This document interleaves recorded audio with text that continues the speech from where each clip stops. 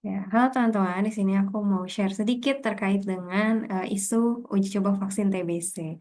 Dan aku di sini bukan ahli gitu ya, aku di sini sebagai orang awam juga yang punya kekhawatiran yang sama dengan teman-teman. Apakah isu ini sebenarnya harus kita concern atau tidak, dan apa yang bisa kita lakukan gitu ya sebagai seorang warga negara. Disclaimer-nya, aku pernah belajar sedikit ini di bangku kuliah gitu ya, di materi biologi yang aku pelajari. Tapi setelah itu memang aku nggak fokus ke sini. Jadi mohon untuk dikritisi, dan mohon untuk dipelajari lagi lebih dalam terkait dengan isu ini, dan kita sama-sama sharing insight ya. Oke, aku mau share sedikit hasil yang aku dapatkan dari referensi-referensi yang ada.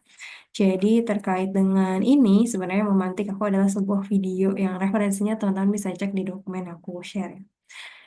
Nah, ini terkait dengan kunjungan Bill Gates dan kecurigaan publik gitu. Jadi Bill Gates baru saja datang ke Indonesia gitu kan, memberikan apresiasi kepada MBG gitu ya, program MBG, makanan bergizi gratis, dan juga mengadakan kerjasama bidang kesehatan dan digitalisasi, yaitu adalah tentang Indonesia menjadi tempat uji coba vaksin TBC.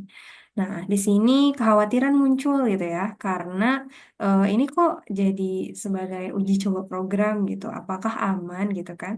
Dan kemudian juga ada track record nih dari foundation yang dibentuk Bill Gates yang juga mendanai vaksin HPV yang dilakukan di India, yang itu ada efek samping yang memicu investigasi pemberhentian program.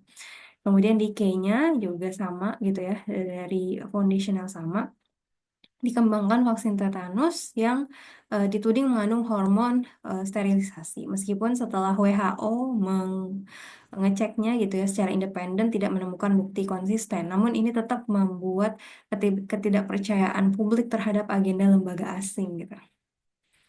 Nah, dia juga berkata terkait Bill Gates ini datang dengan membawa tentang digitalisasi sistem kesehatan berbasis AI, tapi itu juga jadi concern. Aman nggak nih data kesehatan 270 juta warga Indonesia, dan untuk kepentingan siapa data ini dikumpulkan?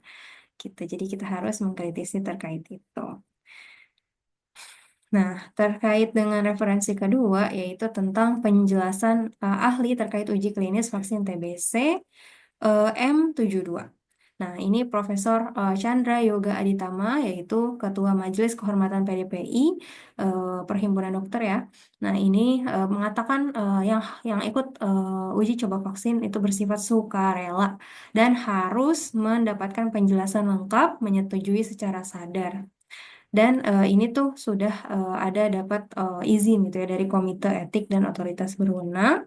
Dan sebenarnya tahapan uji vaksin itu benar-benar banyak ya gitu ya. Jadi pertama ada praklinis yang dilakukan pada hewan, dan hewan itu banyak. Nanti ada penjelasan lebih lanjut juga dari Dr. Dewi Nur Aisyah, ahli epidemiologi ya. Nah, kemudian di fase pertama itu adalah uji untuk pada kelompok kecil manusia untuk keamanan dan dosis gitu ya. Kemudian fase kedua itu dilakukan kelompok besar untuk mengetahui efek samping dan efikasi, keefektifan. Dan then fase ketiga yaitu yang saat ini dilakukan di Indonesia atau akan dilakukan di Indonesia itu melibatkan ribuan partisipan lintas negara termasuk Indonesia untuk menguji efektivitas dan efek samping yang jarang ditemukan secara statistik. Dan yang terakhir di fase 4 nanti dilakukan setelah vaksin disetujui, itu yaitu monitoring jangka panjang di masyarakat. Nah, jadi vaksin ini dikembangkan dengan dukungan Bill and Melinda Gates Foundation, karena Indonesia dianggap strategis gitu ya, TBC tinggi gitu kan, lebih dari 1 juta kasus dan 100.000 kematian per tahun, itu benar sih gitu. Dan kayak kesertaan di fase 3 ini memungkinkan transfer ilmu ke ilmuwan lokal, membuka peluang potensi produksi mandiri, meskipun isunya Bill Gates punya membuka kantor vaksin atau kayak pabrik vaksin di Singapura ya, tapi itu yang diharapkan Indonesia katanya gitu. Oke, poin ketiga, yaitu terkait dengan perspektif sejarah dan sains vaksin. Nah, ini sebenarnya agak sedikit mengarah jauh gitu ya. Tapi sebenarnya ini menarik untuk dipelajari gitu. Karena pasti gitu ya ada isu tentang uji coba vaksin, ada yang menolak dan langsung dibilang anti vaksin dan sebagainya gitu ya. Nah, kita coba pelajari dulu sedikit tentang vaksin ini. Yang sebenarnya harusnya udah banyak dapat insight dari kejadian COVID-19. Nah, jadi vaksin ini eh, hasil yang panjang, riset sains yang ketat dan sudah teruji gitu ya. Ini menurut Dr. Aisyah, Dewi Nur Aisyah ya. Kemudian banyak kesalahpahaman vaksin itu langsung diuji ke manusia, tapi enggak ya. Jadi harus diuji klinis, praklinis gitu ya, pada hewan dengan skala besar, 5 juta ekor per tahun di seluruh dunia. Dan yang menariknya, ternyata vaksin ini sebenarnya asal muasal dasarnya banget itu dari ilmuwan Islam, yaitu Abu Bakar Ar-Razi, yang mencetuskan teori immunological memory, yaitu ketika tubuh mengenali dan mengingat patogen yang pernah menjangkit si orang tersebut, sehingga dia bisa tidak terjangkit lagi penyakit yang sama gitu ya. Dan Ar-Razi ini juga berhasil membedakan antara smallpox atau cacar dengan measles, yaitu campak, yang itu sebenarnya jadi dasar banyak gitu ya teori kedokteran yang ada. Kemudian secara Islam sendiri itu eh, sangat mendukung upaya medis dari berbagai basis ilmu, dan negara Arab Saudi sendiri itu mewajibkan vaksinasi, dan MUI pun sebenarnya mengatakan vaksin itu halal atau mubah gitu ya. Nah, balik lagi ke Indonesia gitu ya. Ternyata kritik terkait dengan uji coba atau isu uji coba vaksin TBC ini itu tidak bukannya tidak berdasar gitu kan, karena memang kewaspadaan publik ini baru aja bukan dicetus, sorry, ditingkatkan. Aduh, Said. Jadi orang lebih waspada lagi gitu ya terkait dengan concern pemerintah terhadap kesehatan gara-gara kasus keracunan MBG. Ya, teman-teman udah tahu gitu ya berapa banyak kasus keracunan yang ada. Dan yang sedih adalah banyak komentar gitu ya dari Presiden Prabowo maupun dari jajarannya itu yang mengatakan itu hanya sedikit atau dengan angka gitu ya, statistik. Sementara itu nyawa manusia gitu. Jadi di sini udah banyak kritik tegas gitu ya. Jadi kita nggak berjuang sendirian gitu, dari Selios, dari DPR dan segala macamnya itu mengecam gitu ya pernyataan tersebut dan menyatakan nyawa manusia itu tidak bisa diperlakukan sebagai statistik dan harus evaluasi yang ketat dan kontrol yang ketat. Dan ini wajar gitu ya untuk makanya masyarakat tuh mempertanyakan kesiapan pemerintah dalam menangani proyek uji klinis vaksin berskala global, terutama didanai pihak luar.